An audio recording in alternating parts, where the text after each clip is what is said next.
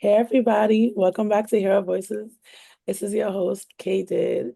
We come to the podcast to hear stories, get resources, and change the narrative of homelessness. Guys, Happy New Year. Happy New Year 2025. I hope by the time you hear this, which will be in February, that we are all in a good place. I live in New York City. It's a lot happening. So hopefully by then it cools down a little bit. Right now it's January 6th and a lot has happened. A lot has happened in the world right now. So hopefully anybody who's listening to this is being safe and taking care of you and your family. And I just want to get some things in the way. We are trying to grow our social media platforms. We're trying to grow TikTok. We're trying to grow YouTube, and we're definitely trying to grow in here. So if you're listening to this and you're like, oh, I like this, please, please follow us on all the platforms we possibly can. We have a resource packet that will be linked down below. It's usually in every episode. We have some, things on the back end kind of changing around. So hopefully, you like the changes. Hopefully the sound sounds a little crisper than usual. I'm playing, we got a little new setup. We got headphones and a mic. So we're kind of being official here, guys. We're soon gonna be over on a different platform. So if you don't know, we record everything right now on Zoom. And I think the other one is called Riverdale or something like that. It reminds me of a comic. It's an Archie or something like that. So we're gonna be doing that. So we're trying to move over. We're gonna be doing video soon, which we used to do a little bit of that, but there's a whole thing going on with editing. And now, we're trying to just step up and making sure that we can give you the best content we can. As you know, this podcast is funded by the Homelessness Coalition, which helps out families in New York City and to make sure that they have three different pillars, prevention and for homelessness, and also if you post homelessness and in shelter. So basically everything housing related, they are part of, right? So that's who funds this podcast. If you didn't know, I've said it in a couple of videos so far. And I just want to make sure I give you a reminder of that's who we are. And yes, guys, I hope you had a good holidays. Like I said before, I hope you are safe. And please follow us on all our social media platforms. So I forgot already, which is a shame, but we have a guest on as we always do. And if you want to be a guest on the podcast, definitely get the information down below. DM me and ask me, can I be on the podcast? I'm like, of course, sure. The requirements for that actually is if you need to be in shelter, a family shelter in the US, right? I know people listen to us from all over the world. So you have to be in a shelter or housing insecure or stuff like that. People think like if they went couch surfing, that's not homeless. You were homeless, baby, and it's okay. I did the same thing for a while and it's fine. I've become bigger and better. So it's fine. If you love to tell your story, this will be the place for you. And you have to have a child with you under 21 at the time, or you could have been a child who was under 21 at the time. We take everybody's story and we would love to hear your point of view and how it is, especially in different states. Every state have their own different laws and how things go. And we just, we like to hear it and to make you be a part of what we have. So our guest today, I met her before in person. And I'm just gonna ask what's where you are today in life. Are you so people know what you are about? Where are you living? And tell us a little bit about your story. Okay, so currently, I was in the shelter system for a year, 4 months with my two children. We first started out in a shelter in the Bronx, and then we were transferred to a DHS shelter in Brooklyn, where we stayed there for about a year, 4 months. We officially got our apartment, so I've been in my apartment. Congrats. I'm located now in Williamsburg for 3 weeks. So in about a week, it'll make a month that, we left the shelter. Um, yeah. So what made you get into shelter? How did you even know? come about, like to go there? Did you want to go there, or did you get kind of forced into that position? Well, I was so at the time it was just me and my daughter, and the apartment that we lived in, we were located in New Jersey, and that apartment was in her dad, like in her dad's name. Right, So dealing with a man, once you want to end the relationship, you no longer want it. You know how that goes. right, Um, so he decided one day that he no longer wanted to pay the rent. He no longer wanted the apartment.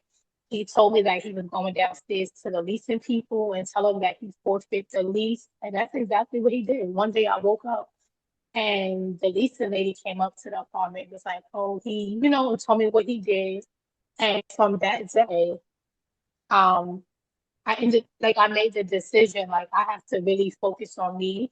And at the time, I was, expecting with my son. So I had no choice but to, enter the shelter system because, that was the only option at that time. that's very interesting. I feel like most states have shelters, but every state do their shelters differently and how they put families and how things like that. You say you were in New Jersey, and we are currently in New York. So how did you make that transition? Why did you pick New York? What's the significance with that in for your family? Well, the thing is, I actually went to, okay, so they have an office that deals with I deal with all kind of things, like SNAP, cash assistance. They deal with all kind of things, and they had an area where it was for people that were becoming homeless. People that were at risk for homelessness. And I actually went. I spoke to somebody, and they told me that the only help they could have offered me at the time is if I had like the Marshall lockout letter that they give you, and I didn't have that. All the anything regarding the apartment, my daughter's father asked, so I didn't have access to that. So the lady told me that there was nothing, that they could have did. And then I'm from New York originally, so Right. I just Googled, I just Googled like what kind of help can I get? Like the person in my situation where it's like I have no family, I have no friends, I need the help, I need the resources, and PATH came up. And when I did my research on PATH, I made that decision. I made that decision. I will never forget August 14th, 23 Wow. is the day I made the I made that decision that okay, this is the day. And I will never forget my son was a month old and I went into shelter and I was scared, I was scared because, I'm like, oh my, it's like when you go into shelter, you hear all these horrifying things like, oh my God, it's like the horrible conditions. It's not good for babies. It's not good for kids. It's not good for, us as adults. But I went in with a plan, and my plan was to remain focused, to remain strong, and just do what I have to do to get me and my kids out. And that's exactly what I did until we got out. There's a lot of different things to unpack in what you said, and I definitely agree with you. When you're in shelter, you have to stay strong. You do have to stay focused, and you got to stay determined to make it out. But the interesting thing, what you said in the beginning, is that one, that New Jersey didn't have the resources, and that if you didn't have the actual lockout letter, that you wouldn't get help. The interesting thing is when you're in New York City, if you don't have a lockout letter or other reasons, like a letter saying you can't stay in an apartment, usually for PATH, you can't stay there. So for you to come from, it's interesting how they let a person who's definitely don't have the address in New York. It seems like it's easier for you to come into the system not being from New York than a person from New York Mhm. itself. How was that for you when you had to get the eligibility? Because if you don't know, PATH is where the families with children go in New York City to actually get shelter. It's an intake center in the Bronx. The information will be down below if you need it. And you have to do an eligibility criteria. And I already knew this, so I'm just explaining it to you guys. Usually it seems like people from who are outside is usually a little bit easier when they come out of state than for New Yorkers to actually get in. Because when I was personally going in as a New Yorker, they made it hard, tooth and nail, but it seemed like your process, I'm gonna ask you what it was. It seemed like it was a little bit easier. Can you tell us what happened? Like when you got to path, what did they explain to you? How was that process? And did you get eligible the first time or did it take several tries? No, no. So here's the thing. So this is okay. So prior to me officially going into shelter on Right. August 14th, Hmm. a few times before then, I attempted to go into like, the shelter system. So I feel like when I did finally make that step into going, they kind of like already had my information and on file. And then on top of that, I feel like it's harder to really get into shelter when you come from a different state. What helped me is in Jersey, I resided there for 6 years. So before I made the decision to come, into the shelter system, that apartment I stayed at for 6 years. So when they asked you for um, you know, the 2 year resident history, I already qualified because, I resided, at this apartment for 6 years. But the thing is, at the time, when they doing the whole intake process and they're looking, to really investigate your background and if you really have nowhere to go, because a lot of people, will try to use that excuse that they have nowhere to go. And then once they do that investigation, it's like, they deemed them ineligible. So I actually was found ineligible, but my reason was because they said that they called me and they couldn't get through with me. So what happened is I had to go back down the path, explain to them like the number that you guys have on file, my number ended up changing. They sent me back to the same shelter and, doing further investigation, calling me, figuring out, my whole situation.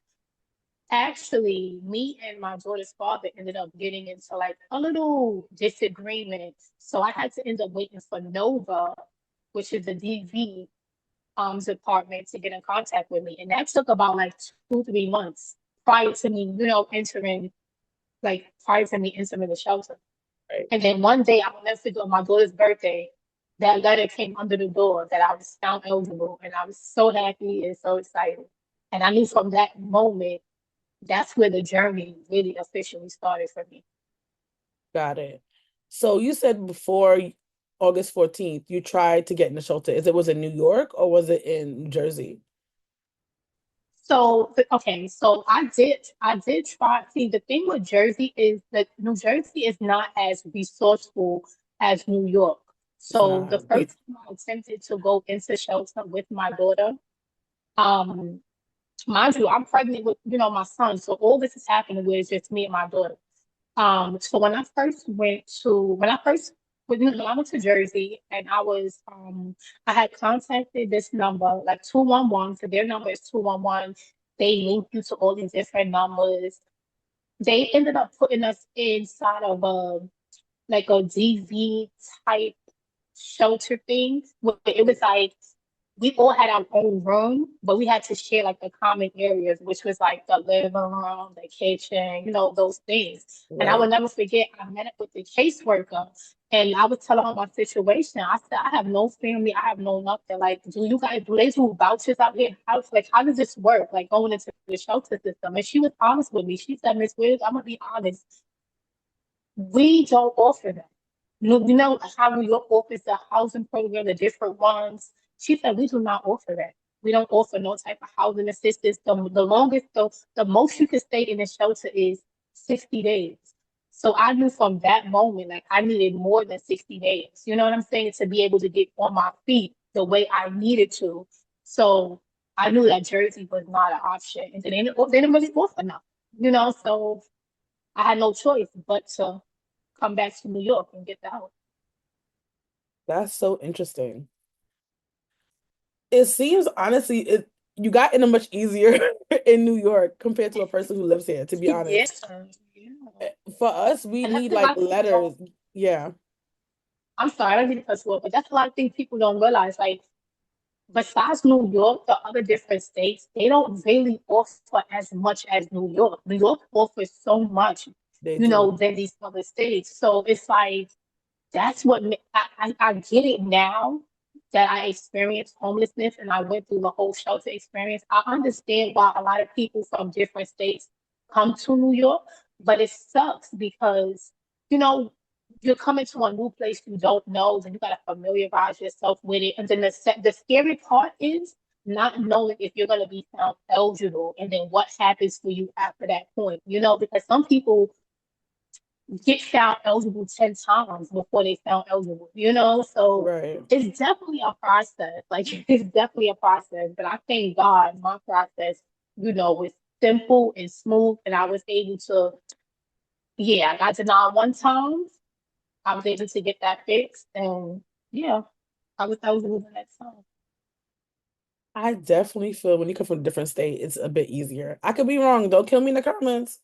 But it seems like people who come from out of state, they definitely get through a little bit faster. The process seems a little bit easier because they see they have a different address. So they're like, okay, we're gonna do but so much.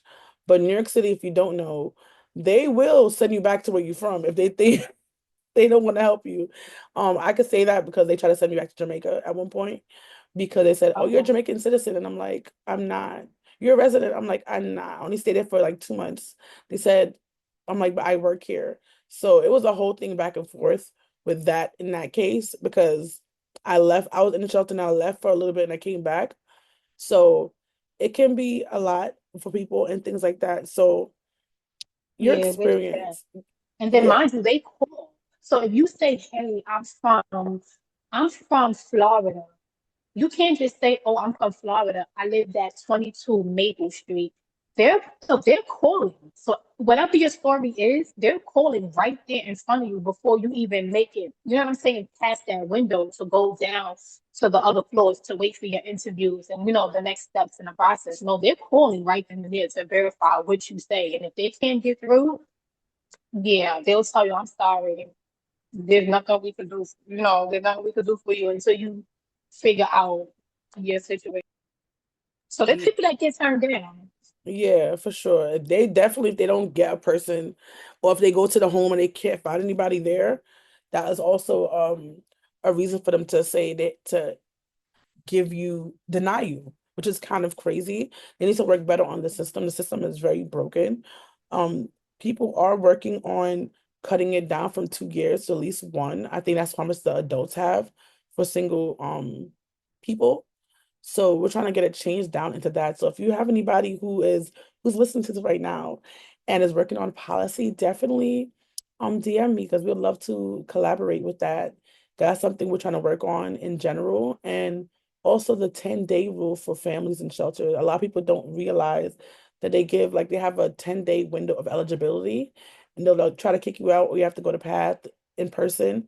But sometimes now they got a little bit better after Corona, to be honest, but still it's very hectic and a pain in the butt for families to have to go through this every 10 days to be eligible. And maybe you might move, you might not move, you might it's a whole it's a lot for people to live this way, already not having housing to have to go through this struggle.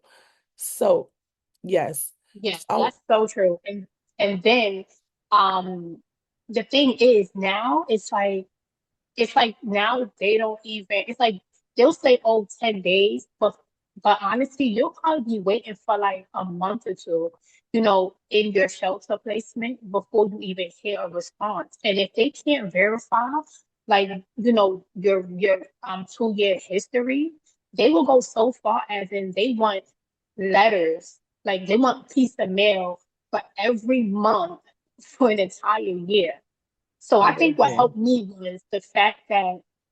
in my situation too was the fact that one, the eviction letters and like all the eviction letters and paperwork. And then on top of that, I was able to bring my daughter's school records to show like she started school here and we stopped here. So, I had everything I needed together. So if they needed, then I had tax form, I had everything in place, to help my situation. Yeah, those things definitely help. And I can definitely say they want to have you to print out all those paperwork because they had me do that for my stuff. And that was in 2016. 16, right? Yeah, my daughter's doing 15, so I went in 16. So this like is the system definitely have a lot of cracks in it.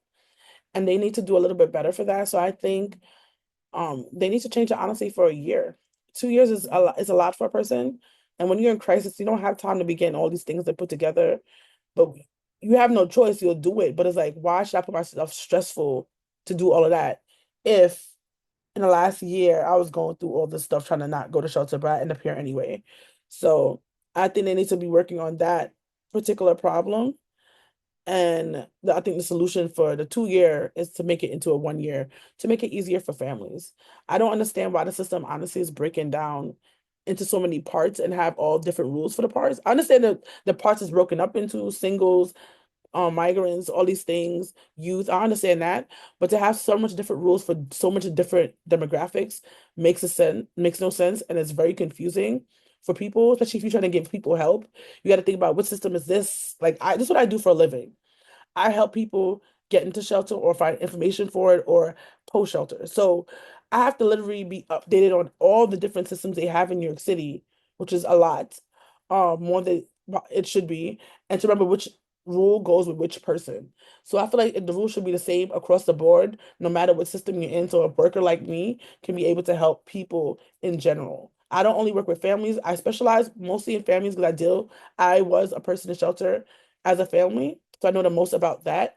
But I help anybody who's going through a situation to make sure they can get comprehensive stuff. And a lot of times workers who are in these shelters are not properly trained.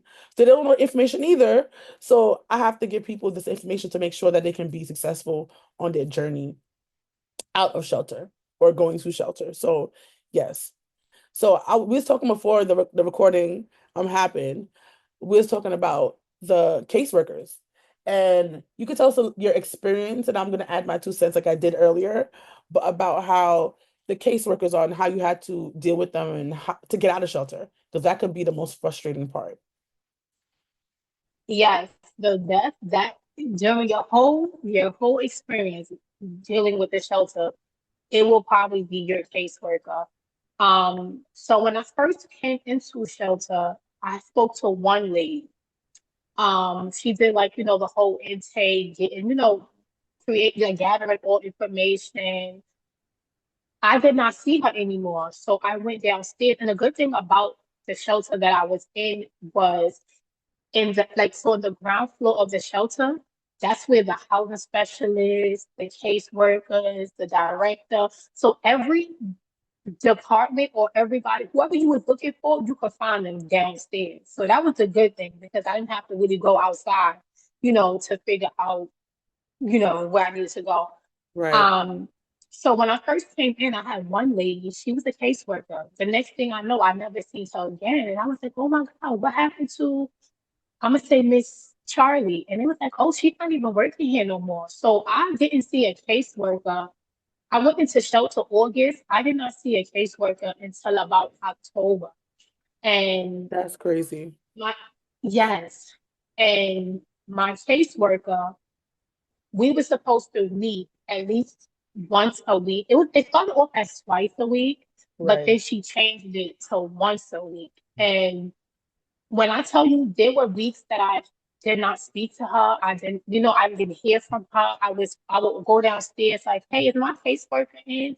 They're like, oh no, she's working from home. It's like the lack of communication was it didn't even it was just not there. It's like if I really did not advocate for myself and go to the director, because that was the good thing. The good thing is any issue that was it like in the shelter, you always could go to the director. And when I say she was a big help, she was a big help because she made sure she fixed every little issue that I had. So during my year and 4 months in the shelter, I probably seen my caseworker between 10 to 15 times. And that's not even a lot of times in a year, in a year span. So I didn't see her a lot. I did not see her a lot. But the caseworkers, one advice I could tell anybody that's dealing with, that's in a shelter, that's dealing with a caseworker, just advocate for yourself. Like if you feel like your caseworker is not helping you, go to the next person higher up. And if they're not helping you, you can always go to the people outside of the shelter. They have a whole number that you can call. And when I say you call that number and you make a small complaint, like, hey, my caseworker is not helping me, I'm at this shelter. When I say they get to the bottom of it, they got to the bottom of it. Because when I called that number and I told them, like, listen, I've been here for 3 months and I have not seen a caseworker, I'm not sure what's happening. They called the director, and I kid you not, that next day, that's when I met the caseworker. And she was my caseworker up until I left on December 5th, 2024. Understandable. I think the problem that we have a lot of times with these cases, I think I would say shelter, because that's our topic for today, as always, is that what I saw in your situation that they should have told you right away that this person doesn't work there. I think that's where the ball has dropped in a lot of ways, is that you should have been informed maybe a week after that person left that that person's not here anymore. There's no way that you should have went that long in the process, being a person who doesn't know nothing about the system, not having the tools to be successful. That's probably 2 extra months that, I'll give them 2 extra months that you could have been already in your housing that you are now. Granted, everything happens when it's supposed to happen, but that particular thing, I think they dropped the ball on. And I think they should do better on that part in general. I know that people come and go, and it's to hire people, and I know you have to wait to hire people, interview them, all these things. But in the meantime, while you're doing that, these clients have to be with somebody. They have to be, even if you're gonna overwork. I know you guys, caseworkers, are overworked, underpaid, but the truth be told, if they knew this was happening and they didn't have a person, whoever has the new case has to at least see you at least every 3 weeks. I'm not saying every week, because that might be too much. Not might, it is too much. If you have 60 people you're looking at in the shelter, everybody has a problem, everybody, but see at least all the clients every 3 weeks to make sure they're okay until they hire a new person. That's personally how I would do that solution. But it shouldn't be that I have to make a complaint to to get a caseworker. That shouldn't have never happened to you. It shouldn't happen to anybody, and it happens far too much. And I'm happy that that shelter had the workers at the on one particular floor, because in some shelters, from what I found out, people are not even on site, especially after Corona. I don't know if it's because of that, with this stuff happening, but some shelters don't even have staff on site. Staff comes on certain days. You can only call them, email them, and that's, to me, that's a no-go. I feel like that people, granted, when I was working in shelter, at one point I didn't see my case manager at all because of the hours. And then the shelter, which they did a good idea, is they had the caseworkers work at different shifts. So when I'm at work or coming, I came home usually very late.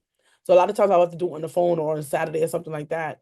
But working people's schedules to make sure that they can get the help that they need. And I'm happy that they changed that thing. And I think a lot of shelters should do that.